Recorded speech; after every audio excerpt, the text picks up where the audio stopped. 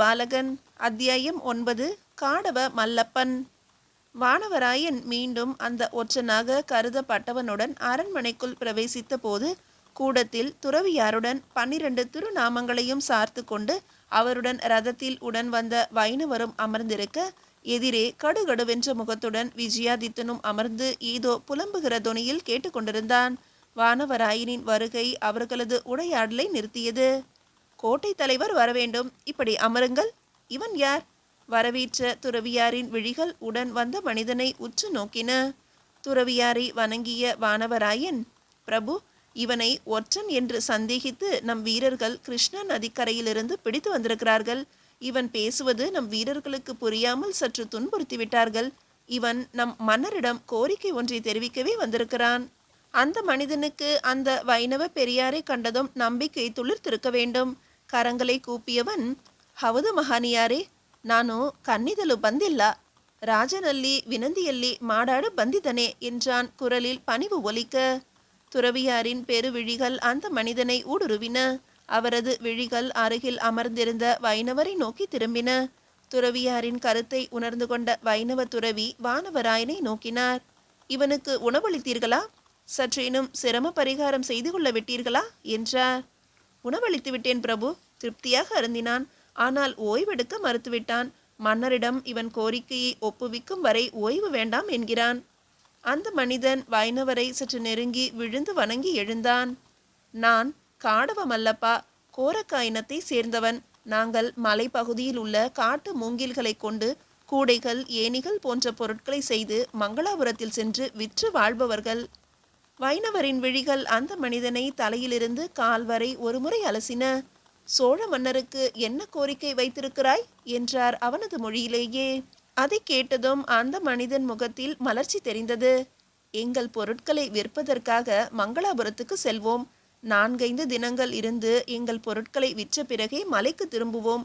சாளுக்கிய மன்னர் ஈழத்தவருக்கு இடம் அளித்திருப்பதால் ஈழத்தவர்கள் எங்களை மிகவும் துன்புறுத்துகிறார்கள். அனாவசியமாக வம்பு இழுக்கிறார்கள். அடிமைகள் போல வேலை வாங்குகிறார்கள். எங்கள் இளைஞர்களை வலுக்கட்டாயமாக போர் பயிற்சியிலும் ஈடுபடுத்துகிறார்கள். வானவராயனின் விழிகள் காடவனையோ வைணவரையோ கவனிக்கவில்லை. அவன் பெருவிழிகள் சாளுக்கிய இளவலின் மீதே பதிந்திருந்தன. சாளுக்கிய இளவலுக்கு அந்த காடவன் கூறுவது நன்றாகவே புரிகிறது என்பதையும் உணர்ந்து கொண்டான் வானவராயன். வைணவரின் குரல் ஒலித்தது. மேலே சொல் என்று தயங்கிய குரலில் தொடர்ந்தான் காடவ மல்லப்பா. அவன் விழிகள் அவ்வப்போது விஜயாதித்தனையும் ஏறெடுத்து பார்த்துவிட்டு தாழ்ந்தன. பெண்களையும் அடிமைகளாக நடத்துகிறார்கள். எங்கள் தலைவருக்கு அவர்களை எதிர்க்கும் திராணி இல்லை. என்னையும் எங்கெல்லாம் சோழர் படைகள் இருக்கின்றன என்று உளவு பார்த்து வரத்தான் அனுப்பி வைத்தார்கள். அவர்களையும் அவர்களுடன் ஒப்பந்தமிட்டு இடமளித்த சாளுக்கியர்களையும் எதிர்க்க சோழர்களால் தான் இயலும். சோழ மன்னர் வேங்கியில் இருப்பதாக அறிந்தேன். எனவே நான் அவர்களிடமிருந்து தப்பி சோழ மன்னரை கண்டு எங்களுக்கு உதவுமாறு வேண்டிக் கொள்ளவே வந்தேன். காடவ மல்லப்பாவின் விழிகள் திரும்பி சாளுக்கிய இளவலை அச்சத்துடன் நோக்கின. வைணவரின் விழிகள் விஜயாதித்தனையும் அந்த காடவனையும் ஒருமுறை நோக்கின. பிறகு தீர்க்கமான குரல் ஒலித்தது வைணவரிடமிருந்து. மல்லப்பா, அச்சப்பட தேவையில்லை. நீ தற்போது எமது பாதுகாப்பில் இருக்கிறாய். சாளுக்கிய இளவலால் தற்போது உன்னை எதுவும் செய்ய இயலாது. நீ மேலே சொல் என்றார். அது மட்டுமல்ல, ஈழத்து விக்ரம பாண்டு 2 திங்களாக மங்களாபுரத்தில் தான் இருக்கிறார். ஈழத்தவர் சாளுக்கியருடன் போட்ட ஒப்பந்தத்தை வலுப்படுத்தி கொள்ள தற்போது ஈழத்திலிருந்து வந்த களத்தில் அனுலாதேவி என்று அனுராதபுரத்து இளவரசி ஒருத்தியும் வந்திருக்கிறாள். சாளுக்கிய இளவல்கள் இருவரில் ஒருவருக்கு அவளை மனம் முடித்து கொடுக்க ஈழத்தவர்கள் உத்தேசித்திருக்கிறார்கள். வானவராயரின் விழிகள் விஜயாதித்தனை கவனித்தபடியே இருந்தன. அனுலாதேவி என்ற பெயரை கேட்டதும் அவன் முகத்தில் ஏற்பட்ட மாறுதல்களை கண்டவனது முகத்தில் முறுவல் விரிந்தது. சட்டென்று இருக்கையை விட்டு எழுந்த வானவராயன், பிரபு, காவல் படைகளை மாற்றும் நேரம் வந்துவிட்டது. உத்தரவளித்தால் நான் புறப்படுகிறேன். இவனையும் என்னுடன் அழைத்து செல்லலாமா என்றான். வானவராயனை ஏறெடுத்த துறவியாரும் வைணவரும் அவன் முகக்குறிப்பை புரிந்து கொண்டிருக்க வேண்டும். வானவராயா, காவல் மாற்றும் சமயம்தான் இது. சரி, நீ இளவலை அழைத்து சென்று விருந்தினர் அறையில் விட்டுவிடு. தகுந்த காவலர்களையும் நிறுத்தி கவனித்துக் கொள்ள சொல் என்றவர் திரும்பினார். விஜயாதித்தா, விருந்தினர் மாளிகையில் உனக்கு தகுந்த அறை வழங்கப்படும். ஆனால் அறையை விட்டு வெளியேற முயன்றாலோ, எமது வீரர்களிடம் வீணான வம்பிழுத்தாலோ, தாக்க முயன்றாலோ, தப்பிக்க முயன்றாலோ என்ன செய்ய வேண்டும் என்பதை கோட்டை தலைவரேதான் முடிவெடுப்பார். எனவே கவனத்துடன் இரு. வானவராயா, சாளுக்கிய இளவலை அழைத்து செல் என்றார் துறவி. வானவராயன் இரும்பு பிடியில் முகத்தை சுளித்தபடி சாளுக்கிய இளவல் விருந்தினர் மாளிகையை நோக்கி நடந்தான். வானவராயன் விருந்தினர் மாளிகையிலிருந்து திரும்பிய போது காடவனிடம் துறவியார் சற்று கடுமையாகவே பேசிக் கொண்டிருந்தார். காடவ மல்லப்பா, மக்களை காப்பது மன்னன் கடமை. உன் மன்னனிடமிருந்து உன் இனத்துக்கு பாதுகாப்பு கிட்டவில்லை என்றால் இனத்தின் தலைவன் என்ற முறையில் அச்சத்தை விடுத்து அந்த பொறுப்பை நீதான் ஏற்றுக்கொண்டிருக்க வேண்டும் என்றார் துறவி. பிரபு, மன்னரின் உதவியை எதிர்பார்க்காமல் எங்களை நாங்களே பார்த்து கொள்ள வேண்டும் என்கிறீர்களா? தயக்கத்துடன் வந்தது அவன் கேள்வி. நிச்சயமாக. உனது மன்னன் உங்களை காக்கவில்லை என்கிறாய். ஒரு முறையேனும் உன் மன்னனிடம் உங்கள் நிலவையை தெரிவித்துவிடு. நேரில் சென்று பார்த்து வா. இயலவில்லை என்றால் ஓலை அனுப்பிவிடு. அப்படியும் உதவி கிட்டவில்லை என்றால் நீதான் உன் மக்களை காக்க வேண்டும். இல்லை என்றால் காப்பாற்ற எவருமின்றி உன் இனமே அழிந்துவிடும். காடவனின் முகத்தில் அச்சம் மெல்ல அகலத் தொடங்கியது. பிரபு, நான் என்ன செய்ய வேண்டும்? உன் இனத்தை அழிக்க நினைப்பவர்களை, அடிமைப்படுத்த எண்ணுபவர்களை எதிர்த்து போராட வேண்டும். தலைவனாக அது உன் கடமை. காடவன் சற்று நேரம் மௌனமாக இருந்தான். அவன் விழிகள் வைணவரை வெறித்தன. பிரபு, நாங்களும் ஒரு காலத்தில் போரிட்டிருக்கிறோம். கடம்ப இனத்து மன்னன் மயூரவர்மனை எதிர்த்து போரிட்டு வென்றோம். வனவாசி வரையில் எங்கள் ராஜ்யம் விரிந்திருந்தது. எமது மன்னர் ஹியூபாசிகர் 12 ஆண்டுகள் கழித்து மயூரவர்மனின் மகன் லோகாதித்ரால் வஞ்சகமாக கொல்லப்பட்டார். அதன் பிறகுதான் நாங்கள் மங்களாபுரி கானகங்களில் வசிக்க தொடங்கினோம். வேட்டையாடவும் எங்களை காத்து கொள்ளவும் மட்டுமே விற்களையும் ஈட்டிகளையும் பயன்படுத்துகிறோம். சரி, இனி நீ அஞ்ச வேண்டாம். உங்களை காத்து கொள்ள தேவையான பயிற்சிகள் அளிக்க ஒரு உப தலைவனை உன்னுடன் அனுப்பி வைக்கிறேன். அவன் உங்களுடன் சில காலம் தங்கி பயிற்சி அளிப்பான். ஆனால் ஒரு நிபந்தனை. கூறுங்கள் பிரபு.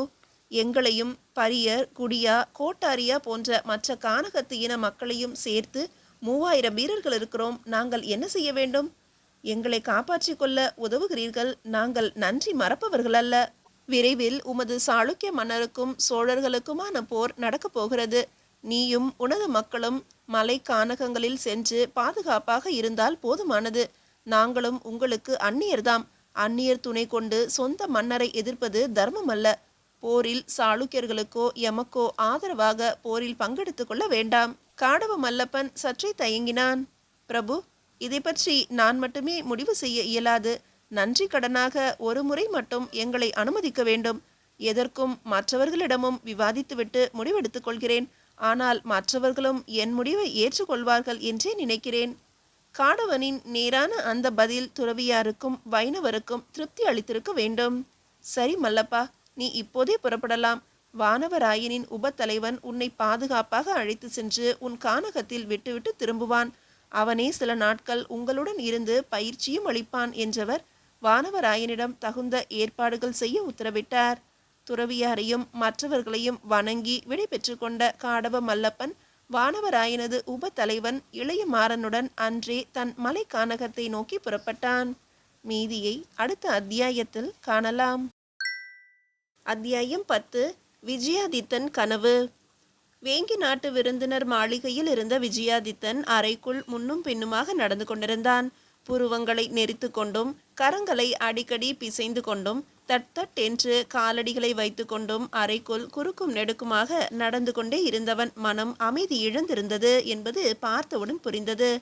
அத்துணை வீரர்கள் உடன் இருந்தும் தன்னை அனாயாசமாக பிடித்து வேங்கி அரண்மனையில் கொண்டு வந்து அடைத்துவிட்ட துறவியாரை அப்போதே கொல்ல வேண்டும் என்ற வேகம் அவனை பிடித்து அலைக்கழித்தாலும் அப்போதைக்கு அந்த அறையை விட்டு வெளியே வருவது கூட தன்னால் இயலாது என்பதை அடுத்த சில கணங்களில் புரிந்து கொண்டான் சாளுக்கிய இளவல். முன்னும் பின்னுமாக நடந்து கொண்டிருந்தவன் அப்படியே திரும்பி அறையின் வாயிலை நோக்கி நடந்து கதவுகளை தொட்டவுடன் அவன் முன்பாக பளபளத்த உருவிய வாள் ஒன்றும் தகதகக்கும் முனையுடன் கூடிய பெரும் ஈட்டி ஒன்றும் குறுக்கே நின்றது.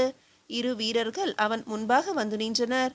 அவர்களுக்கு பின்னால் இருக்கைகளில் உடல் வளர்ப்பதை தவிர வாழ்க்கையில் வேறு லட்சியமே இல்லாத மல்லர்கள் அமர்ந்து சாளுக்கிய இளவலை விழிகளில் ஆவல் ததும்ப பார்த்து கொண்டிருந்தனர். அவர்களை கடந்து சாளரத்தில் சாய்ந்தபடி வீரன் ஒருவன் தோளில் போர்வில் ஒன்று மாட்டியிருக்க அம்புகளை ஒவ்வொன்றாக சாளரக்கட்டையில் தீட்டியபடி அறையின் வாயிலை கவனித்தபடி இருந்தான். பிரமை பிடித்தது போல் சற்று நின்ற விஜயாதித்தன் முகம் சிவக்க உரத்த குரலில் இறைந்தான். என்ன நடக்கிறது இங்கே? எதற்கு வாயிற்காவலுக்கு இத்தனை பேர்? என் ஒருவனுக்கா இத்தனை காவல்? முன்னால் நின்ற வீரனிடமிருந்து அலட்சியமாக பதில் வந்தது. தாங்கள் இந்த அறையிலேயே இருக்குமாறு பார்த்து கொள்ள வேண்டும் என்பது துறவியாரின் உத்தரவு. அதற்கா இத்தனை வீரர்கள்? அதுவும் இத்தனை ஆயுதங்களுடன்? இது அதிகமாக தெரியவில்லையா உங்களுக்கு? இதைவிட அதிகமான வீரர்கள் போட்டி போட்டார்கள். படைத்தலைவர் தாம் எங்களை தேர்ந்தெடுத்து காவலுக்கு நியமித்தார். உங்களை இந்த அறையிலேயே பாதுகாத்தால் மட்டும் போதாது என்றார். பாதுகாப்பது மட்டும் போதாதா? வேறென்ன? இறைந்தான் விஜயாதித்தன். தாங்கள் இந்த அறையிலிருந்து வெளியேற முயற்சி செய்யலாம், அல்லது எங்களை தாக்க முயலலாம். ஒருவேளை அப்படி ஏதும் நடந்தால் கூறிவிட்டு அந்த வீரன் நகைத்தான். அவனோடு சேர்ந்து மற்ற வீரர்களும் நகைத்தார்கள். சாளுக்கிய இளவலின் முகத்தில் எள்ளும் கொள்ளும் வெடித்தது. இதில் நகைப்பதற்கு என்ன இருக்கிறது? அப்படி நீங்கள் முயற்சி செய்யும் பட்சத்தில் எங்கள் விருப்பப்படி உங்களை கொல்ல அனுமதித்திருக்கிறார். அதற்காகவே நாங்கள் இத்தனை பேர் காத்திருக்கிறோம். அப்படி கொல்லும் வீரனுக்கு சிறப்பான பரிசுகள் வேறு தருவதாகவும் கூறியிருக்கிறார். என்ன, என்னை கொன்றுவிடவும் உத்தரவிட்டிருக்கிறானா அந்த அயோக்கிய துறவி? இறைந்தான் விஜயாதித்தன். அடுத்த கணம் அத்துணை பேரும் பாய்ந்தார்கள். அவன் முன்பாக தெரிந்த வாளும் ஈட்டியும் அவன் கழுத்தை உரசின. அந்த மல்லர்கள் அதிவேகமாக எழுந்து கதவை நெருங்கி கைகளை பிசைந்து கொண்டு நின்றார்கள். அவர்களின் பற்கள் அரைப்பட்ட ஒலி ஏதோ மரம் முறிவதை போல கேட்டது. கரத்தில் போர் வில்லுடன் சாளரத்தின் அருகே நின்ற வீரன் விழிகளில் கனல் பறக்க வில்லில் கனை ஒன்றை பூட்டி குறி பார்த்தபடி நின்றான். எமது துறவியாரை பற்றி இனி ஒரு வார்த்தை உம்மிடமிருந்து வந்தால் உம்மை அறைக்கு வெளியே இழுத்து போட்டு இங்கேயே கொன்று விடுவோம். எச்சரிக்கை! தப்பிக்க முயன்றதாக கூறிவிடுவோம் என்றார்கள் வாயிலில் நின்ற வீரர்கள் ஒரே குரலில். வீரர்களுக்கு பின்னால் நின்ற மல்லர்கள், வீரனே, அவனை வெளியே இழுத்து எங்களிடம் தள்ளிவிடு. அப்படியே பிசைந்து பிண்டமாக்கி கோதண்டத்தில் ஏற்றி பிய்த்து போட்டு விடுகிறோம் என்றார்கள். விக்கித்து போன சாளுக்கிய இளவல் அப்படியே பின்னால் நகர்ந்து இருக்கையில் தொப்பென்று சரிந்தான். அவன் விழிகள் குத்திட்டு நிற்க வாயிலிருந்து ஏதோ புரியாத சொற்கள் சத்தமின்றி வந்தன. அவன் நிதானத்துக்கு வரவும் சில கணங்கள் ஆயின. அன்றைய பொழுது முழுக்க சாளுக்கிய இளவலிடமிருந்து ஒரு வார்த்தையும் வரவில்லை. அறைக்குள்ளேயே உலவியவன் இரவு உணவை கொண்டு வந்த பணிப்பெண்ணிடம் மெல்ல பேச்சு கொடுத்தான். பெண்ணே, உணவு சூடாக இருக்கிறதா? ஆகா, சூடாகவே இருக்கிறது, சுவையாகவும் இருக்கும். சரி, எனக்கு ஒரு உதவி செய்வாயா? நீ போதும் என்கிற அளவுக்கு பொற்காசுகள் தருகிறேன். அந்த பெண் நின்று அவனை விஷமம் வழிந்த விழிகளோடு ஏறெடுத்தாள். என்ன உதவி என்றாள். இந்த அறையிலிருந்து வெளியேற வேறு வழிகள் ஏதேனும் இருக்கிறதா? ஓ, இருக்கிறதே. ஆனால் அது சற்று கரடுமுரடான வழி. அம்பு எறியும் யந்திரங்களின் வழியே செல்ல வேண்டும். பரவாயில்லை, என்னை அதன் வழியே அழைத்து செல்வாயா? உனக்கு வேண்டும் அளவுக்கு பொற்காசுகள் கிடைக்கும். பொற்காசுகளா? சரி, ஆனால் ஆனால் என்ன?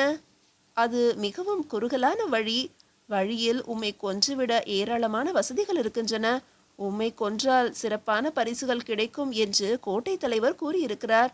உணவருந்தி முடித்ததும் புறப்படலாமா? நான் காத்திருக்கிறேன். விரைந்து உணவருந்துங்கள். அவள் விழிகளில் விஷமம் வழிந்து கொண்டிருந்தது. அவளுடன் சேர்ந்து வாயிலில் நின்ற வீரர்களும் பலமாக நகைத்தார்கள். போ வெளியே என்று இறைந்தான் விஜயாதித்தன். அடுத்த தினமும் அறைக்குள்ளேயே கழிந்தது சாளுக்கிய இளவலுக்கு. 2 தினங்களாக எட்டியும் பார்க்காத கோட்டை தலைவனையும் துறவியாரையும் பற்றி விசாரித்தவனுக்கு அவர்கள் மாளிகையில் இல்லை என்ற பதிலே கிடைத்தது. 3வது தினம் காலை பொழுதில் எங்கிருந்தோ வந்து முளைத்தார் துறவி.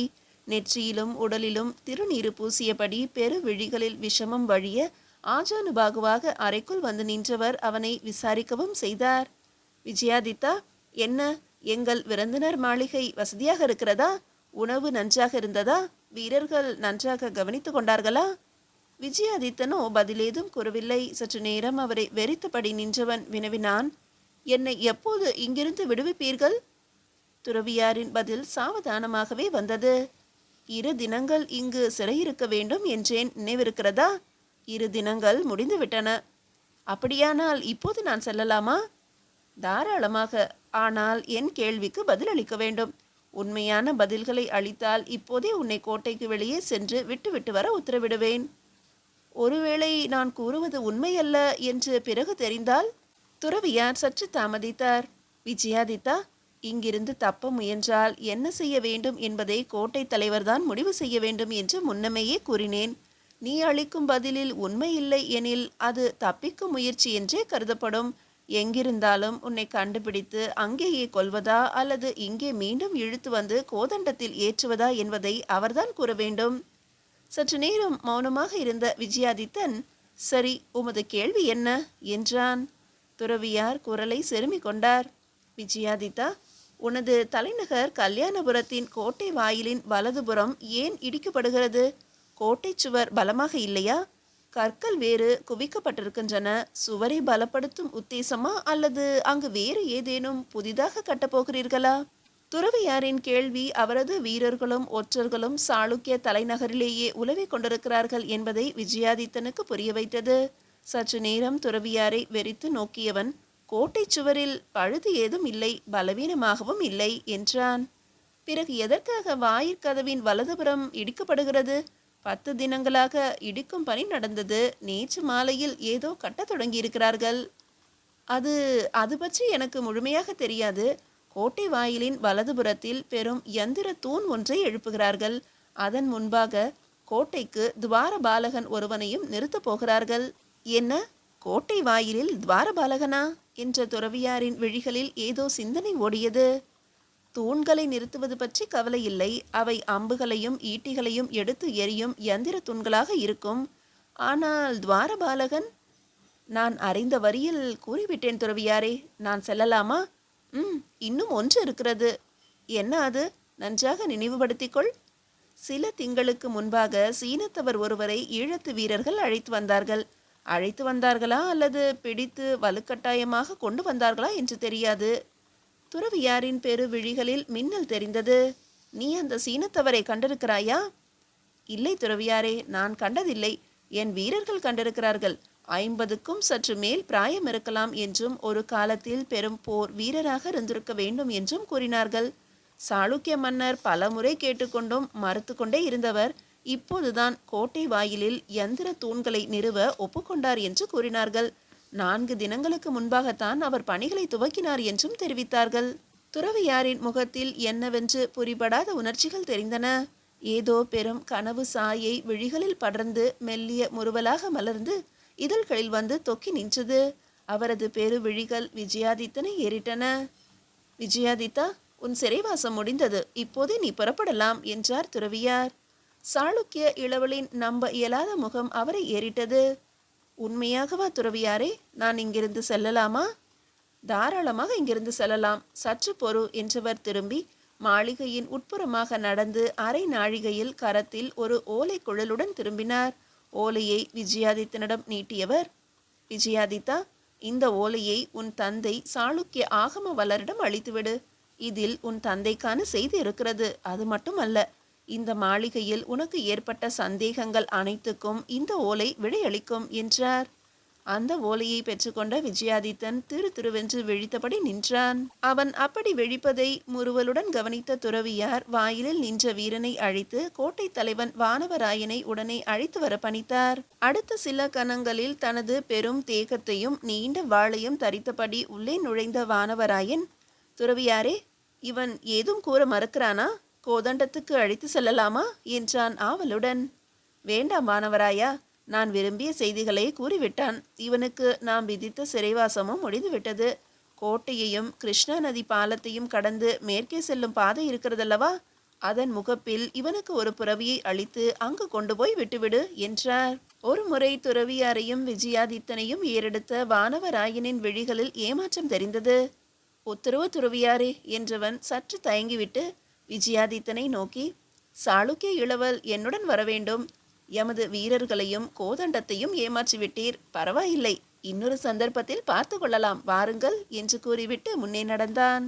துறவியாரை வணங்கி விடைபெற்ற விஜயாதித்தனை மாளிகையின் வீரர்களும் வேங்கி கோட்டையின் வாயிலருகே நின்றவர்களும் வெறித்து நோக்க புறவியொன்றில் அமர வைத்த வானவராயன் மேற்கே செல்லும் பாதையின் முகப்பை அடைந்ததும் நின்றான். சாளுக்கிய இளவல் இனி சுதந்திரமாக செல்லலாம், விரைவில் மீண்டும் சந்திப்போம் என்று விடையளித்த வானவராயன் மாளிகையை நோக்கி திரும்பினான். புறவி மீது அமர்ந்தவாறே ஒரு முறை திரும்பி வேங்கி கோட்டையையும் கிருஷ்ணா நதி பாலத்தையும் முகப்பையும் அங்கு உலவிய வீரர்களையும் வெறித்து நோக்கிய விஜயாதித்தன் திரும்பி புறவியை சற்று நேரம் அதன் போக்கிலேயே மெல்ல நடக்கவிட்டான். சட்டென்று ஏதோ நினைத்து கொண்டவனாக புறவியின் பின்புறத்தில் ஓங்கி அறைந்தான். புறவி அந்த பெரு வழிபாதையில் காற்றாக பறந்தது. மீதியை அடுத்த அத்தியாயத்தில் காணலாம்.